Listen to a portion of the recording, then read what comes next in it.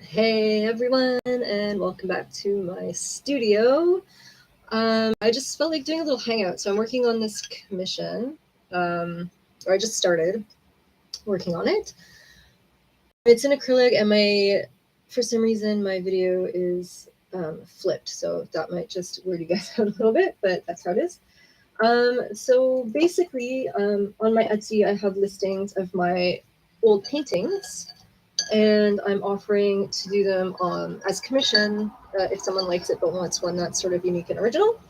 And on this palette, it's actually one of my Stay Wet palettes. I'm working on another huge commission, a 40 by 60 inch, which is crazy big. And yeah, I just thought I would use the same palette because it's already ready with my colors. And I always use ultramarine blue, cerulean blue, pyrrole orange, quinacridone magenta, white, and titanium white, Payne's gray, and a cadmium yellow light. Usually cadmium yellow is the more opaque yellow, and it's not too green, not too blue, not too orange, and I find it mixes really well. So I think the reason why people really love this particular version of this painting is the warmer tones in it. So this one, the first one that I had done, which is the thumbnail that I put up there, it is one of the warmer paintings that I had done. And in terms of selling art, what I've noticed is that warmer paintings tend to sell more quickly than cool paintings. So when you're working on your paintings, you might want to sort of, if you're wanting to sell them at any rate, you might want to sort of worry a little bit about the warm cool contrast in them. When I first started out, well, when I first started selling, I was noticing by uploading to Instagram and looking at the little thumbnails that my works were generally tending toward the blue tones, and there was often way too much blue. I'm just gonna shove this over a little bit. There we go. If you guys can see everything I'm doing, I've just mixed like a ultramarine blue and a white here. So ultramarine is a more purple blue. So I am starting with this color, and I'm actually just painting directly on the white canvas. And I do have my painting drawn out, and I just kind of traced off my original painting. It's not going to be the exact same when I finish. I don't want it to be the exact same. I want my client to have something that has its own unique sort of voice to it. I'm not a photocopier, but I know what people are liking when they see these, so I'm trying to give them that. One thing I do notice about titanium white is that it's not always really opaque. So if you're fighting with your titanium white, you can actually use gesso instead. And I usually do a gradient. So I might actually do this after. I'm usually mixing more ultramarine blue toward the bottom, or toward the top, sorry, and then the cooler green or more yellow green toward the bottom. But this particular one, I inversed it because I wanted a warm glow at the bottom of the painting. So I have some pinks on the horizon, which are really, really pretty. It gives more of a sunset feeling. But I think with this one, because I know people are responding to the warmer tones, I think I'm just gonna kind of put more purples at the top. I'm also just kind of leaving room for clouds here right now. So I will eventually blend a gradient in the sky. I'm literally just trying to cover the canvas with paint right now. I don't want any real brush strokes in it yet. This is just a color block in. So I'm trying to stay fairly smooth, but I just want to get some color down so I have something to build off of. And then the reason why I've been doing more stylized backgrounds or stylized clouds is because with acrylic, you can't really blend very easily. So the strength of acrylic is really in its hard edges and the fact that it dries very quickly. And it's perfect for things like hair or fur or anything that has a nice crisp hard edge. You'll actually find it difficult in oil paint to get those crisp edges. But with acrylic, it's very easy. But on the flip side, it's hard to get really nice blends for like clouds and snow and things. So I ended up, instead of just fighting with the medium, I just decided to sort of embrace what it was offering. And yeah, just kind of stylize my work. So I would, instead of fighting with my paint and the properties of my paint, I decided to work with that hard edge quality and just revise how I'm representing things and drawing them. And it kind of opened up a lot of opportunities for exploration that way that I know that I wouldn't have done had I have stuck with oils. And I switched from oils to acrylic because of my living situation. So I live in a tiny little place with my husband and my little dog, 600 square feet in Vancouver. I love our little home, but it is very tiny. So yeah, I didn't want to use the harsh chemicals and things that kind of come with oil paints, like paint thinners and stuff. I have been working with water-soluble oils recently, and I must say that I really, really love them. They're sort of a perfect in-between between getting the properties that I love with oil paint, with all the blendable qualities, but the easy water cleanup and thinning of acrylic. And you can thin your water solubles a little bit with water. You do want to be a little bit careful. You don't want to go too far with that. However, you can do it. So you kind of avoid having to use the harsh solvent, which is just great for my current situation. Maybe in the future when I've got more space in a proper studio where I don't have my lovable furry little friend living with me in it, I will use maybe more regular oil paints, but for now I'm just loving the water solubles. Okay, so when it comes to stylization, I like to use black. So I don't have any on my, I do. I have some on my palette right here. So I'm actually just gonna draw out my trees first. Oh, I got a bit too much water on there. You can use water with your acrylic, but you don't want to put too much on there.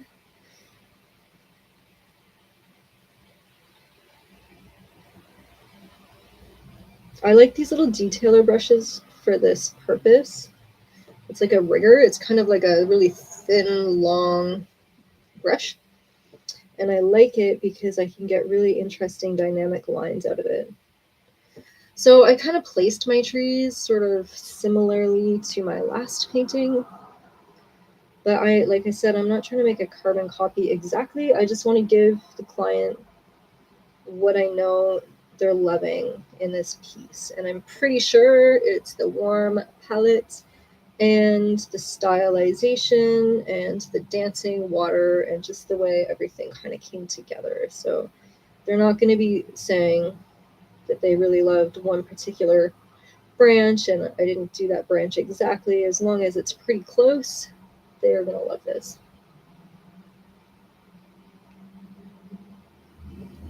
Another thing that sells, if you're wanting to sell your work, is contrast. And that could be value contrast and also color contrast.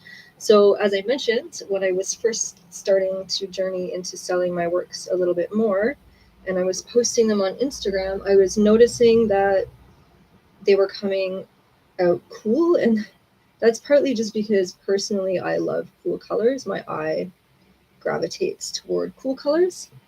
But they were really looking overall just too cold and also a bit too dark. So I would say posting to Instagram, if for nothing else, you're going to gain a lot of insight into just how your work is reading to other people overall, like as an entire body of work.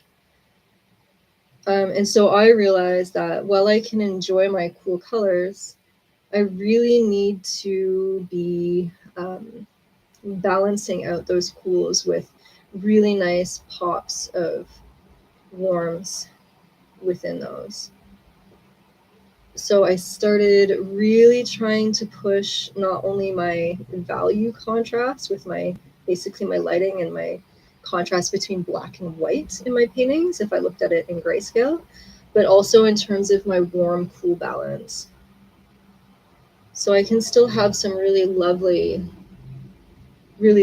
cools, but I needed to make sure that the colors were balanced enough that the overall painting wasn't coming out just cold.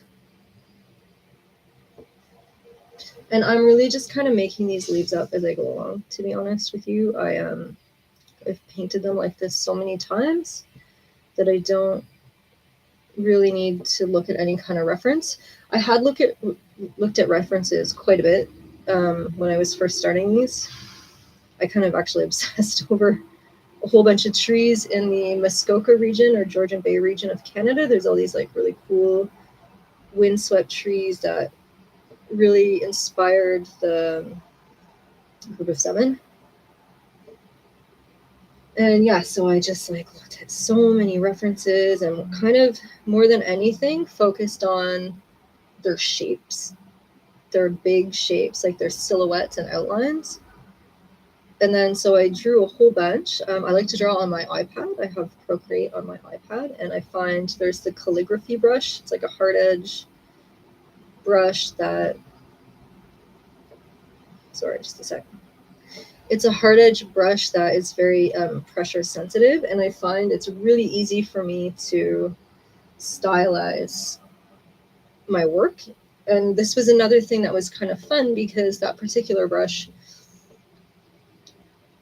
kind of mimics this brush that I'm using right now. So it became very easy for me to do studies on my Procreate, on my tablet, and then head straight over into Paint and get similar sort of line and shape language with this brush that I have.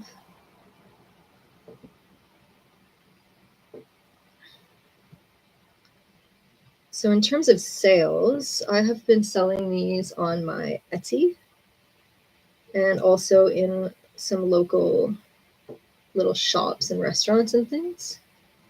Most of my commissions still come through my sort of friend and Etsy network.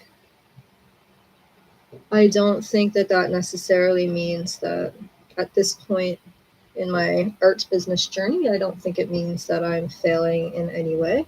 People tend to buy art from people that they like.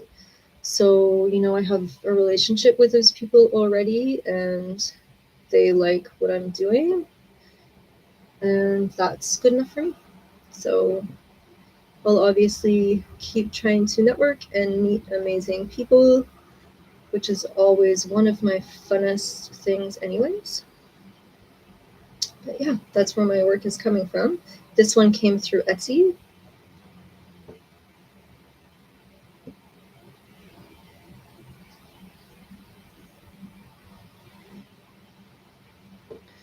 And a lot of people like me spent time on their holidays doing fun things like kayaking. Kayaking is one of my favorite ever sports. It's so relaxing and inspiring for me. I love feeling that close to the surface of the water. So that's one of the things that really inspired these paintings, is being that close to the water. Just feeling those waves like right next to you is just such an interesting, powerful feeling.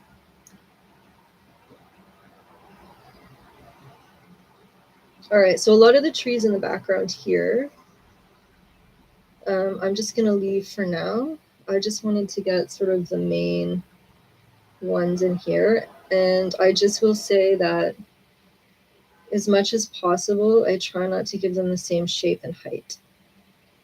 And I don't want the leaves to be doing the same thing. So I just kind of sketch those in without really looking at anything or looking at the other trees around it, but I do try to make sure that I'm not doing the exact same patterns.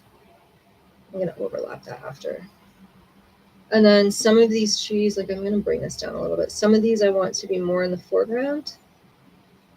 So I might bring this one down so it connects to this rock here. And then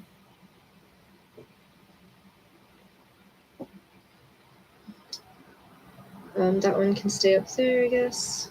And then, yeah, I'm going to play sort of with the placement of some of these and just make sure that they're not all doing the exact same thing. I think there's like a rock coming over in here and do that kind of thing. All right, so same with my rocks. I'm just going to quickly outline them. With rocks, I like to try to keep some square spaces, or square shapes, sorry.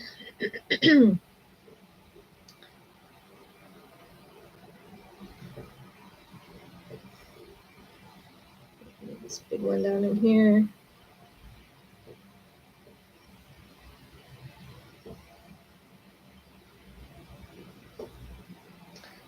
And then I wanted some coming forward on this one. So, you know, when you like kayaking and you're coming up to one of these magical little islands, there's always some rocks that are like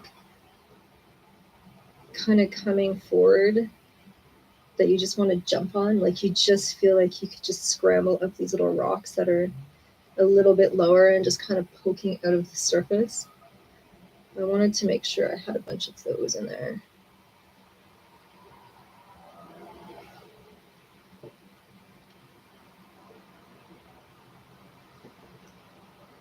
And also just to kind of vary how they sit in the water a little bit. So this one kind of recedes back over here.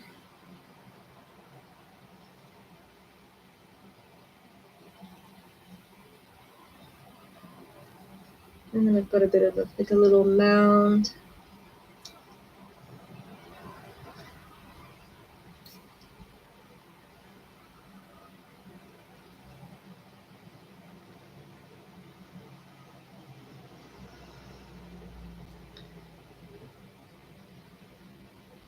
Definitely coming up with some methods of painting that really work for you. Like learn a lot of techniques from a lot of people and sort of mix and match them in the way that you're comfortable. And then you'll eventually sort of come up with a handful of techniques that sort of the way that you put them together is uniquely your own. And it will start giving you your art style. And when you can get really comfortable in that, in like knowing that you can sort of fall back on and rely on these techniques, it's going to make the process a lot easier. And it's going to just sort of take the stress out of painting. You also kind of come up with ways of getting around complex issues.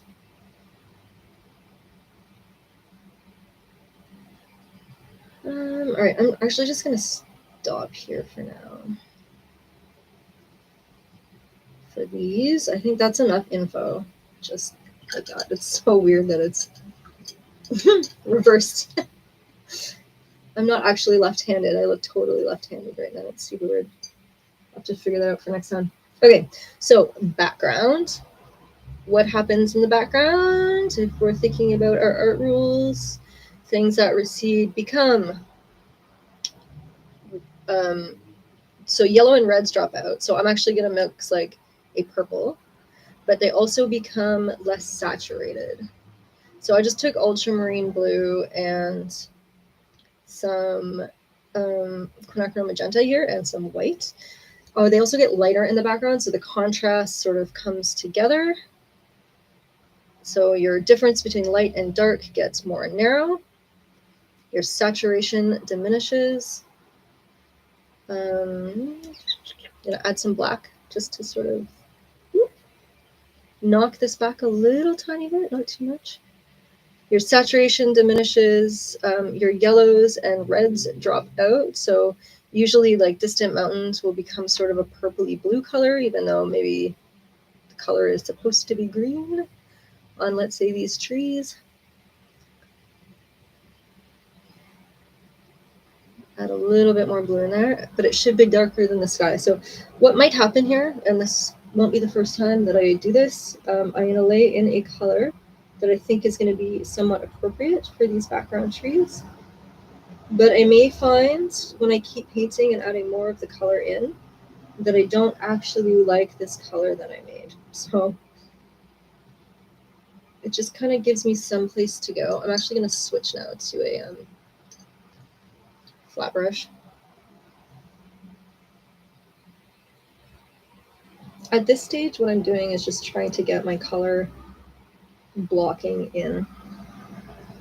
Things will build up on top of this, and I will sort of refine my lines and edges and shapes as I go.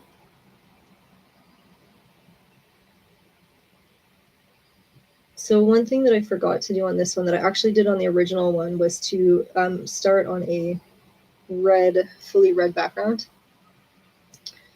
So it's not going to make a big difference right here. The way that I paint these, it's so thick and direct and clean anyways that I'm not really getting any gaps. So the reason why you would paint a solid color before painting over it is because in your painting style, you kind of leave gaps between your strokes, and then that nice color will read through and help to uniformize your painting. I think that's a word. It'll help make your painting more uniform. But because the way that I paint these, everything is so tight, I don't really think it necessarily does me any service to do that. I still do like to work on grisaille on top of grisaille because then it gives me more accurate drawing and value. But this one, while it is a little bit about lighting, it's more about shape and color. So it's more about the silhouettes that are important and less necessarily about the value structure.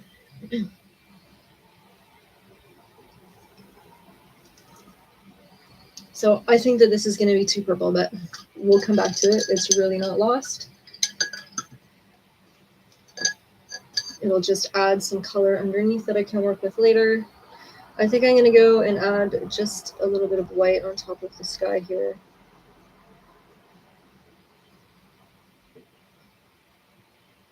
I am not too careful at this point, to be honest with you. Fun thing about acrylic too is if you mess up, you don't like what you did, you can just gesso straight over that and start over.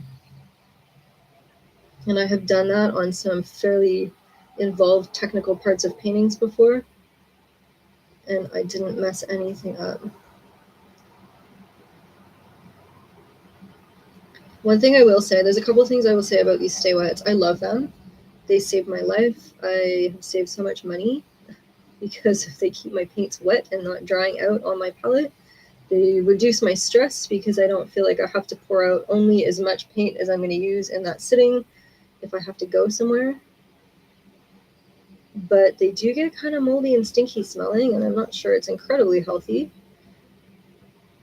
And also, if you put a bit too much water on them, it can kind of seep into your paint after and make it a little bit less heavy body. So it kind of like thins it down a little bit. And I feel like that might be what's happening to my white here.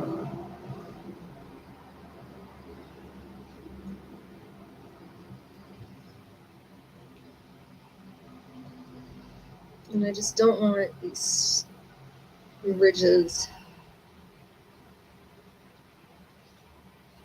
Some stylized clouds coming into here. Okay. So I did my rocks a red color, and I think I'm gonna mix sort of my shadow color first. So into the purples, blacks, and actually I'm gonna warm it up even a little bit.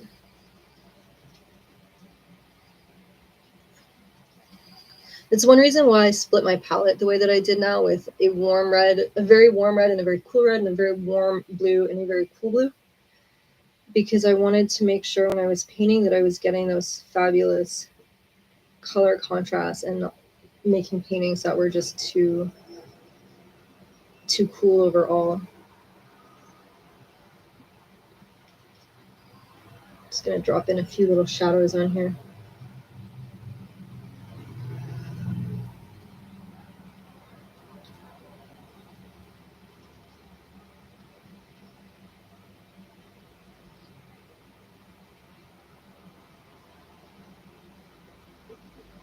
And again, I will be layering over this, so I'm just doing what I can to get some color and shape information down onto my canvas at this point.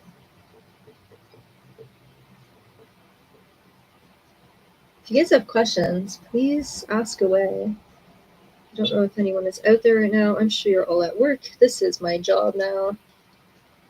So I get to be here painting. So I would say I'm basically what I consider within the first 6 months of my art business journey.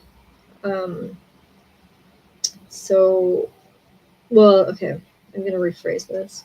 I've been selling paintings since I was about 15, but clearly I was also going to high school, and then I did a bachelor in fine art, and then I quit painting for 20 years to build a dance career and had a very large dance school running while I worked full-time in the video game industry. And then when I left the game industry, I kind of just kept dancing. I wasn't really painting. I ended up starting a 3D graphics company for architectural rendering. And then at some point I started painting again in recent years, just before the pandemic, I guess, in about 2018 maybe I started painting again. And not really selling work. I sold a few of them, but that wasn't really my goal. I was just trying to sort of figure things out. And that's when I switched to acrylic, because I had moved to Vancouver at that point and was living with my partner in a very small space. So I switched to acrylic. And then so I spent about a year just kind of getting the hang of the acrylic. And then I put my stuff up in a local restaurant. And yeah, so I'm no longer full-time and a full-time employee.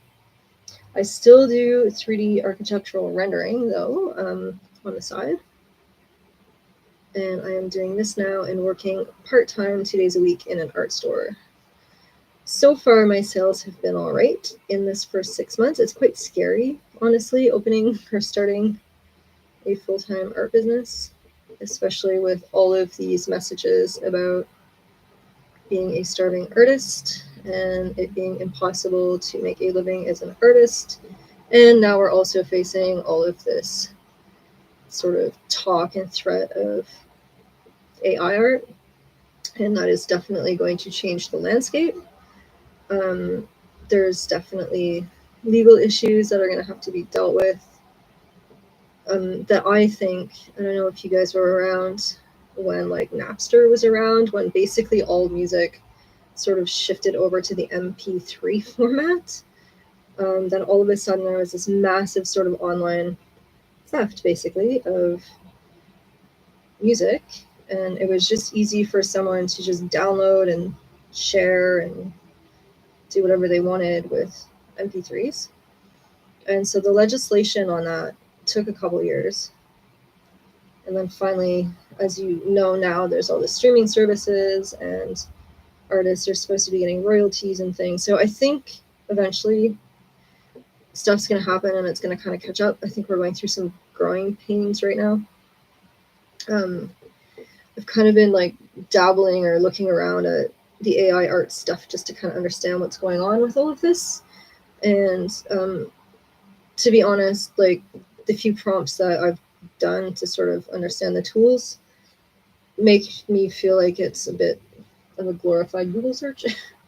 I'm sure there's going to be some quote unquote AI artists out there that are going to hate me for saying that, but for someone who's actually been working as an artist, doing actual paintings and selling them for quite a few years, and going through that creative process where I was looking at Google for references and things, um, what happens or what the AI outputs doesn't, it's more targeted, it's quicker to find maybe a reference or generate a reference or whatever that you might need to complete a painting, but it really doesn't feel any different than a Google search. So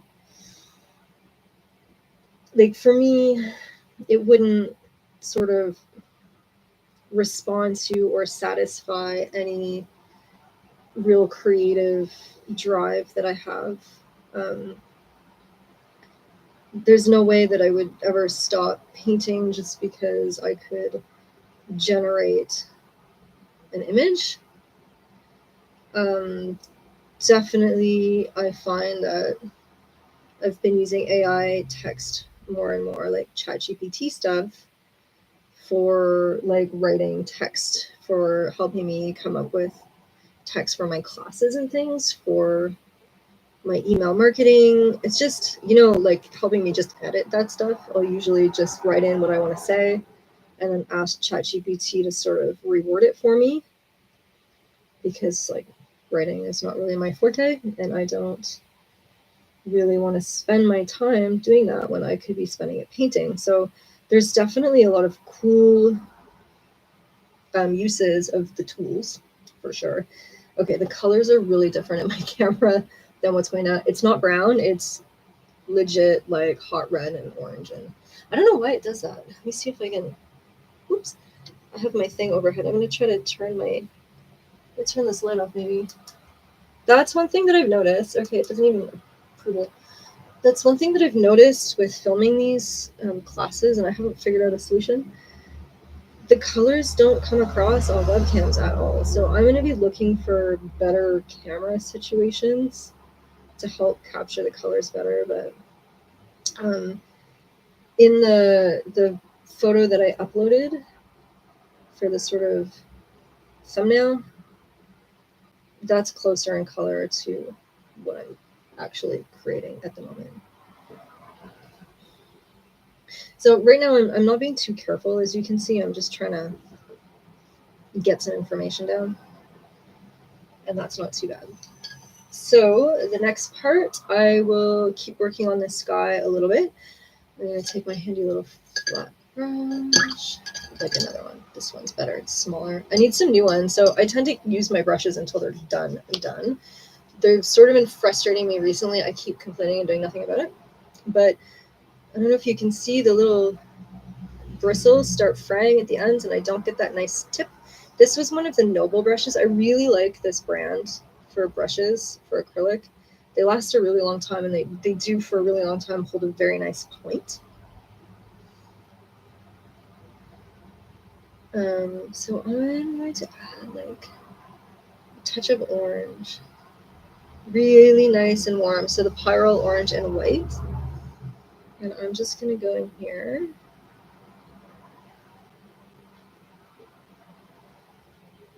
And just kind of build up a little bit of a nice glow on the horizon here.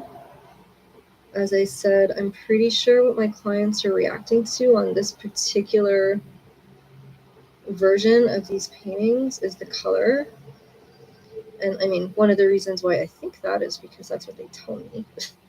So definitely asking people why they like certain paintings over other paintings, especially if you have similar ones. Asking them why they like one over another one, you'll get a whole bunch of knowledge. So they're definitely responding to these warmer colors. My blacks are not dry yet. I'm gonna actually lighten that up a little bit more here.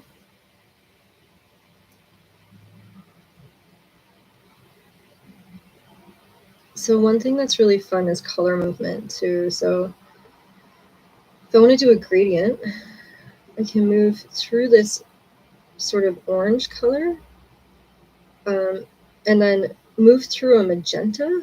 So from the orange or the warm red through the cool red into a purple and then later into a more cyan. So I think I'm going to do a cooler top up here and keep the hot oranges down here.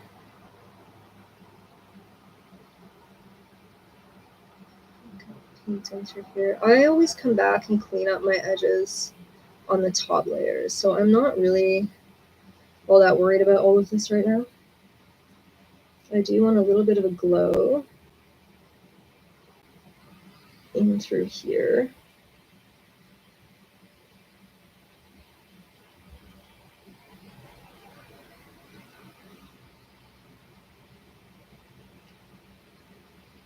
Been practicing or like trying to come up with ways of moving from like maybe a red in through to a green in a way that looks sort of seamless, even though they're complementary colors. Oops, and if you mix them, you're gonna get mud or black or some version of brown. But there are ways of moving through them that kind of trick the eye that makes it look natural. And so that's kind of what I do on some of these gradients. So I think I will actually even take my little mix here with this orange. I don't want any other colors in it. I'm kind of messing up my palette here. That's really orange. I need way more white. And I'm actually just going to take a sort of tiny little bit of yellow and push that slightly more to yellow, but really close to white.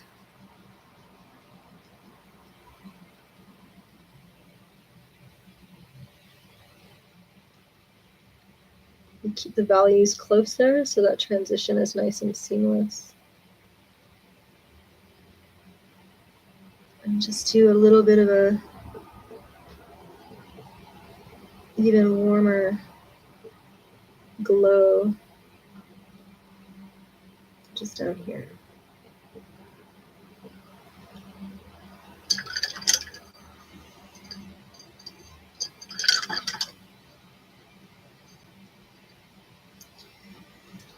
Okay, and then I'm going to take my nice handy ultramarine blue and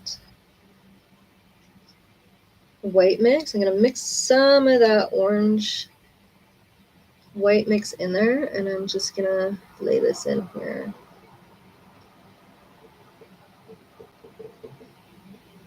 This is going to help me go through that purple as I transition away into my pure ultramarine blue. Oops. And then into my cerulean blue-white mix. It's a beautiful day in Vancouver today, so I have opened my bedroom window so that I can let some nice fresh air in. And then when I'm done here, I think I will take advantage of the fact that it is such a lovely day and I am a self-employed artist, and I will actually take a break. I rarely do that, but I will today, and take my dog for a walk to the dog park, and she is going to be the happiest pup ever. I'm really bad at taking breaks. I'm like the worst at it. I should take more. My husband's constantly reminding me to take breaks because I'll just work through. It's terrible. Especially like when you're your own boss, you think, oh, when I'm my own boss, I'm going to take breaks. He literally will not take breaks. He will take less breaks when you are your own boss.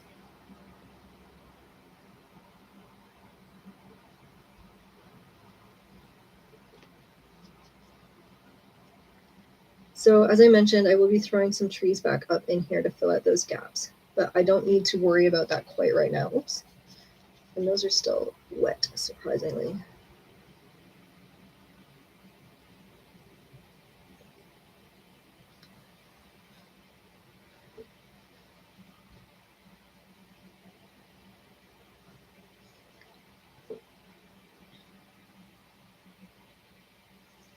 So just to show you kind of the idea, when I get up to the top here, and actually I'm going to put like, yeah, I'm just going to do it now. I'm going to put a streak of cloud that comes basically all the way across through here.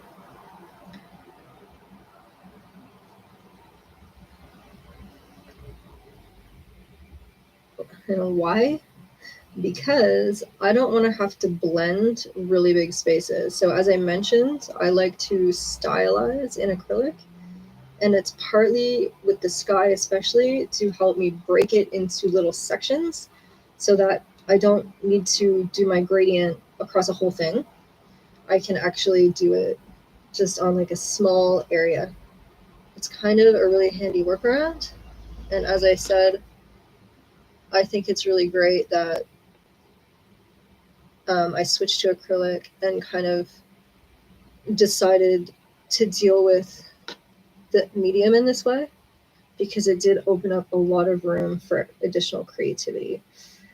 So here I am putting a mix of cerulean blue now, and I might actually add a little more. So a greener or more yellow blue into the top of the sky. Normally I do it the opposite way. I put the green toward the horizon, but because I want a very warm sort of sunset feeling to this painting, I'm putting the green at the top.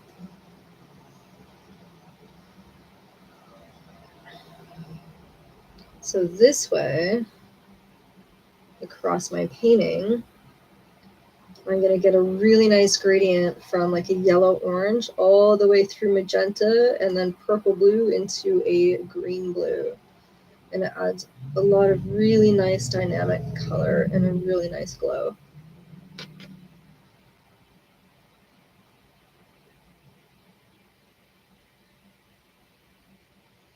So I do give Zoom classes. There's going to be a few more coming up. If you're interested in joining me ever, you can check out my website, www.andreafriar.com. I'll see if I can put a link in the description of this video for you. And so the reason why I like to give Zoom, I'm also uploading to Patreon, and I will be doing a subscription model on my website if you just want to like buy one-off classes or whatever, if you're curious about something in particular. But the reason why I like to do Zoom classes is because I like to actually discuss with people. Like I like meeting people. I'm quite social, actually. That's partly why I work at the art store right now. I like to meet the clients and see what people are working on. And I also really like to be able to give more personalized help. So one of the advantages of taking the Zoom classes is that we get to discuss during the class, but you also get the added benefit of being able to just reach out sort of whenever you want by email. And I even have students reaching out when the classes are finished to ask for advice on things. And I really don't mind that at all. I like to be there as a support and just like watch you guys grow in your art careers and your art journeys. And I like to grow along with you. And it's so much fun to just learn off everybody. And you know what, honestly, like I think in my career as a teacher, I've learned some of my most valuable information off of total beginners, because just because someone's at a different place than you in terms of their current skill or knowledge in any given subject, even sometimes just the way they frame a question leads you down a whole road of new self-discovery. Like it's quite amazing. And that's why I like to give classes via Zoom. Meet you guys, check out what you're doing, help answer your questions.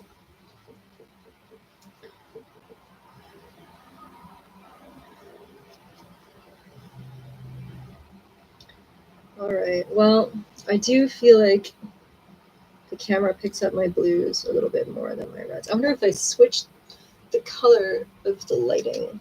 See, that's the cool, and that's the warm. Now everything looks yellow. That's the daylight one. Funny, it's just how it is. When I'm teaching, I always give photos at the end of the class of my paintings that show the accurate colors. So if you're taking a Zoom class with me, you will get like accurate photos of what you're supposed to be working on. You don't have to just try to rely off the video replay in bad color. That would just not be fair. So fear not, I do provide ample resources to be successful and not just have to guess what the hell it's supposed to look like. I do like to always paint my sides as I go. It just saves me a lot of hassle later. All right, so some of these clouds, they're kind of placed where I want them. I'm gonna like redesign them, but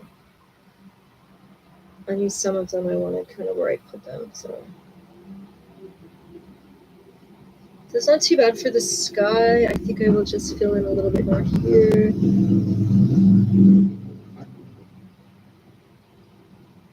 With that sort of purpley orange color kind of mixing in there now. Kind of look like rainbow unicorn colors right now. Pastel oranges and pinks and purples.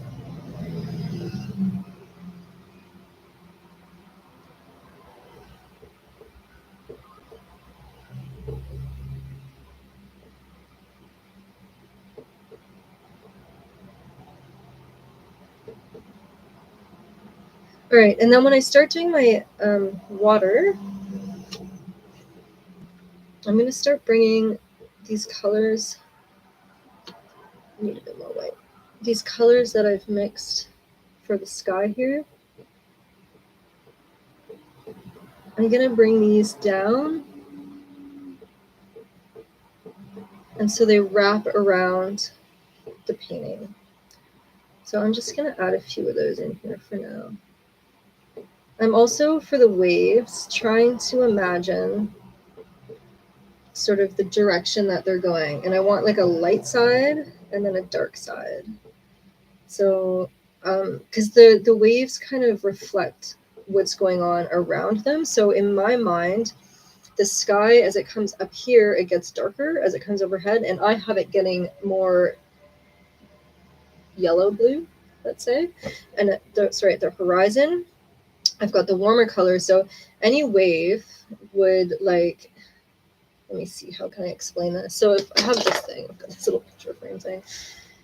So this is like a 3D object, right? And let's say that this is the horizon, and then this is ahead of me, and then this is overhead, but they come to peak. So I'm sort of doing it so anything facing this side and maybe like this way, because if the sun's over here, then it's going to be this and these color tones. So anything that's this way is going to be reflecting everything on this side, which for me is away from the sun, and it's going to reflect more of this darker color as it comes around the horizon. So I'm sort of trying to imagine those waves as 3D forms when I paint them so that I can capture the lighting coming at them.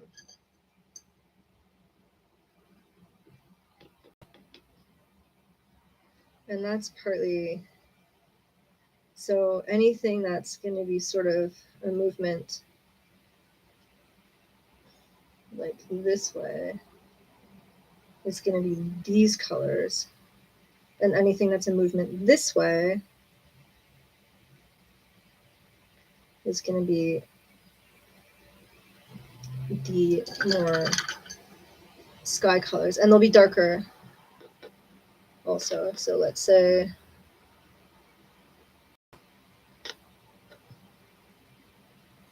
and I can even have maybe some more purples in there, but a lot of these blues on this side coming up this way are going to be this color. And we can't forget the island. So again, anything facing this side or this way toward the island, it's going to carry some of the colors that are in that island there. So just so you can kind of see, so maybe like have some of these blues coming up in over here.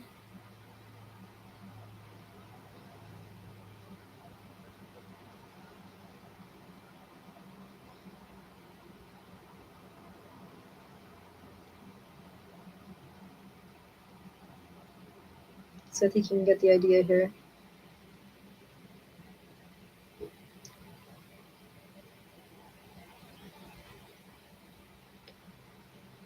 And kind of start seeing those peaks.